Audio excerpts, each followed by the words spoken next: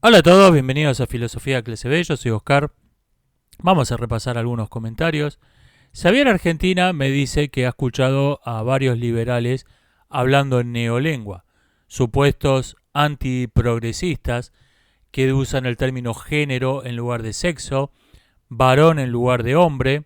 Bueno, yo esto lo hago para evitar la ambigüedad, no porque crea que la palabra hombre tenga algo de malo. O que afirman que se debe decir masculinidad y no hombría. De ningún modo son sinónimos estos términos. Lo curioso de esto es que esto sí es neolengua. Ni siquiera puede ser abarcado dentro de lo que hablaban en uno de mis videos anteriores o en varios de ellos. Que las ediciones anteriores del diccionario de neolengua son tomadas como si fuesen castellano. Tenemos así barra bravas cantando cantitos en neolengua. Si sos hincha de River, sos un homosexual. ¿Qué pasa? ¿Esa gente está siendo políticamente correcta? No, cree que homosexual es castellano. En este caso no, el caso que señala Xavier, no, esta gente está diciendo no se debe decir esto y saben cuál es la palabra correcta. Se debe decir esto otro, o sea, es el razonamiento típico de la neolengua. Lo dije y lo repito, los liberales tienen un fuerte fondo de autoritarismo en su forma de pensar, en su forma de razonar. Defienden las libertades individuales en principio, defienden la democracia en principio, pero las consideran una debilidad. Comparten la forma de pensar típica del fascismo y en este caso típica de la izquierda. Son las consideran, ok, esto no está tan bueno, pero esto es más resistente, esto es más fuerte. Lo que yo defiendo está mejor, pero es débil, no sirve. Es para cuando está todo bien, para cuando no importa. Esa es el, ese es el fondo de autoritarismo propio de los liberales. Por eso nunca he podido ser liberal. Más allá de que en líneas generales comparto su visión del mundo, su visión de la política. Andrés Berejano, como se diga, perdón por deformarle el nombre, hace una objeción interesante a esto. Me pregunta hasta cuándo el castellano fue verdadero castellano. 1815, 1920, porque el lenguaje, dice, siempre fue una lucha por imponer una visión del mundo. Nunca fue algo homogéneo y aceptado por todos. Esta es una objeción interesante. Por un lado, esto es así. Toda palabra es un prejuicio, dijo Nietzsche. Esto es verdad, no existe un castellano puro como visión totalmente imparcial de la realidad, que esto es lo que se intenta crear en las superlenguas o lenguas científicas, donde sí son creaciones artificiales y tienen esto en común con las neolenguas, eh, donde se trata de definir qué es una estrella, qué es un planeta, qué es una luna, y vamos a usar todos esta misma terminología con estas definiciones que las difunde una organización reconocida por la mayoría. Ese es el castellano no es así, ninguna lengua real, ninguna lengua natural funciona así. Eh, por eso, la confusión que señalaba en mi video sobre las pseudolenguas, comencé con una cita de un astrónomo, Carl Sagan, que creía erróneamente que, que el diccionario, que el diccionario de la Real Academia Española y sus equivalentes eran algo así como la Unión Astronómica Internacional, que te dice cómo hay que usar cada palabra y todo el mundo tiene que adaptarse a la terminología de esa institución, le gusta o no. El lenguaje natural no funciona así. Um, Hay una gran diferencia en esto. Uno, el lenguaje natural puede estar lleno de prejuicios. Puede ser una colección de prejuicios, como decía Nietzsche, pero son prejuicios que se creen de buena fe. En cambio, la neolengua es una deformación deliberada de la realidad. El que usa el neolingüismo no lo cree él. No es que está diciendo, no se está dando cuenta que está dando una versión sesgada de la realidad y no una descripción imparcial de los hechos. No, él no cree en las palabras que usa. Él no cree en la palabra que está usando.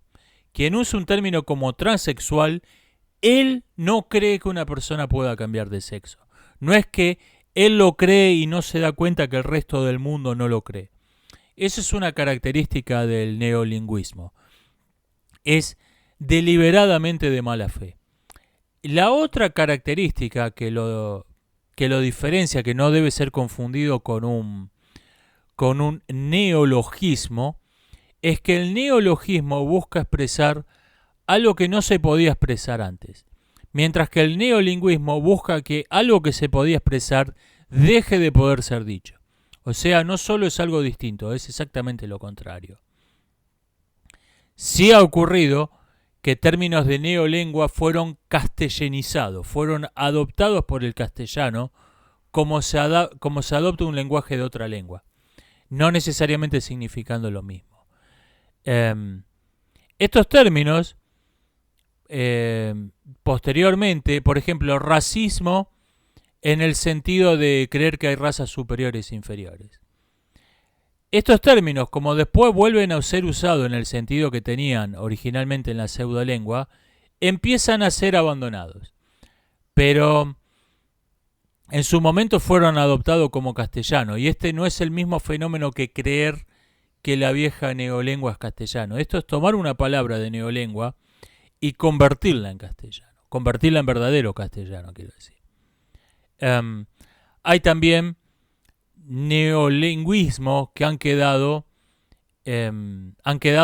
validados por el uso. Por ejemplo, llamarle guitarra criolla al instrumento musical que en todos los idiomas del mundo, en todas partes se llama guitarra española, viene de la guerra de independencia y es una pelotudez como lo de las papas de la libertad. Lo que pasa es que como está ahí hace 200 años, perdió la carga ideológica que tenía en su momento. Se convirtió en castellano eso. Me dicen que estoy usando latifundio como sinónimo de monopolio. No, esto es un neologismo. Estoy usándola en un sentido más amplio.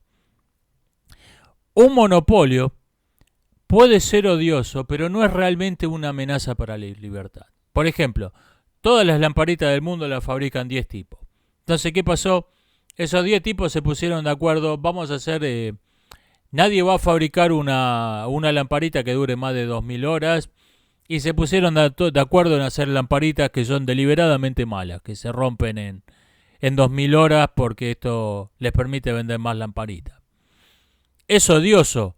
Sí, pero no representa una amenaza. Porque si estos tipos dicen, miren, desde el día de hoy voy a controlar qué se puede decir y qué no, y si no, no fabrico más lamparita, todo el mundo le diría, metete la lamparita donde te entren, y se alumbraría con velas. El latifundio no es... El latifundio no controla algo que la gente use, como una lamparita. El latifundio controla algo donde la gente está. Nadie dice estoy usando Twitter, sino estoy usando Twitter. Estoy en Twitter. Ayer estaba en Facebook y alguien dijo tal cosa. Y esta forma de hablar no es incorrecta. Las redes sociales son lugares donde se está. Son lugares no físicos si se quiere, pero son lugares donde se está, no son cosas que se usan. Lo mismo el automóvil. El automóvil es algo donde se está. Uno usa una licuadora, uno está en un automóvil. Y un occidental medio pasa 2 horas al día arriba de un automóvil. Entonces, el monopolio de estas cosas donde se está es extremadamente peligroso. No es un mero monopolio, es un latifundio. Es un latifundio, en el sentido amplio del término. Es un latifundio y es una amenaza mucho más seria para la libertad individual que no el monopolio de las lamparitas.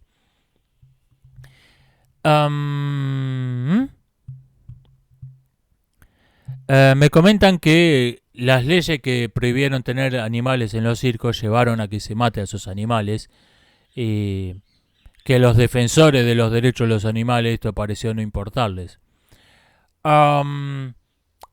Las obligaciones morales que tenemos con respecto a los animales de otras especies son un tema de filosofía ética que está esperando a ser tratado seriamente. Es un tema importante de ética y está eclipsado por toda clase de estupideces, por toda clase de gente colgándose signos de virtud, el veganismo, los pseudo defensores de los derechos de los animales, que son misántropos que encubren su odio a la humanidad con el amor a los animales. Es un tema que merece ser tratado en serio y no está siendo tratado seriamente. Andrés Soya me dice que sería interesante un video con pseudo relatos históricos bien difundidos en la actualidad y cómo identificarlos. Es un tema interesante. ¿Cómo identificarlos a la larga, a la corta? Hay que ir a ver los documentos, sí, hay que ver. Hay que ir a leer los documentos que dicen realmente. No hay atajo. Uno puede sospechar que hay algo raro por dos motivos. La incoherencia lógica. Por ejemplo, un relato que anda dando vueltas es que el escritor, el autor del retrato de Dorian Gray, se me ha borrado el nombre, fue metido preso por homosexual en esta sociedad victoriana, represiva, bla, bla, bla. Y gracias a eso, esa ley se abolió. La ley que prohibía el homosexualismo en Inglaterra fue abolida gracias al encarcelamiento de este escritor. Segundo, nos dicen que un matemático de la Segunda Guerra, que se me ha borrado el nombre también, fue metido preso, fue acusado de ser homosexual en la Segunda Guerra, es decir, 100 años antes 100 años después de que la homosexualidad había sido abolida en el Reino Unido, y antes de ir preso se pegó un tiro. Esos dos relatos no pueden ser ambos verdad, necesariamente uno es falso. O ambos, pero uno necesariamente es falso. La incoherencia lógica es algo que te lleva a ir a chequear los documentos. La otra es la falta de verosimilitud. Cuando uno te cuenta, no es así como funciona el mundo. No es verosímil el relato. Entonces, a ver qué pasó acá realmente. El asunto con los pseudo relatos históricos, que son tantos y comparten todos una misma visión del mundo, que terminan siendo verosímiles. O sea, la persona que ha escuchado que, bueno, así funcionaba el mundo hasta hace 20 años, o así funciona el mundo ahora, una y otra vez, con pseudo relato A, pseudo relato B, pseudo relato C, cuando escucha el pseudo relato D, piensa que así es como funciona el mundo. No le suena inverosímil. O sea, uno tiene que primero empezar a ir cambiando de a poco su visión del mundo para detectar que los pseudo relatos no son creíbles. Pero de última hay que ir a ver los documentos, no hay camino corto. Marian Mateo me pregunta cuál me parece a mí que fue el mejor presidente que tuvo la República Argentina. Arturo Illia. Joseph algo, escribí terriblemente mal el apellido, dice que sería interesante una lista de buenos gobernantes en la historia. Interesante tópico, podría hacer un video sobre esto. Bareb Bacus me dice que estuvo en una conferencia donde hablaban de la posverdad, donde la distinguían de la mentira, diciendo que la mentira es falsa. A la posverdad no le importa si algo es verdadero o falso. Bueno, que no te importe que algo es verdadero o falso, ya es la mentira. No, esta distinción es superflua. Si no te importa si lo que estás diciendo es verdad, ya estás mintiendo. No importa si por casualidad coincide con la realidad lo que decís. Esto es todo por hoy. Nos estamos viendo. Hasta la próxima.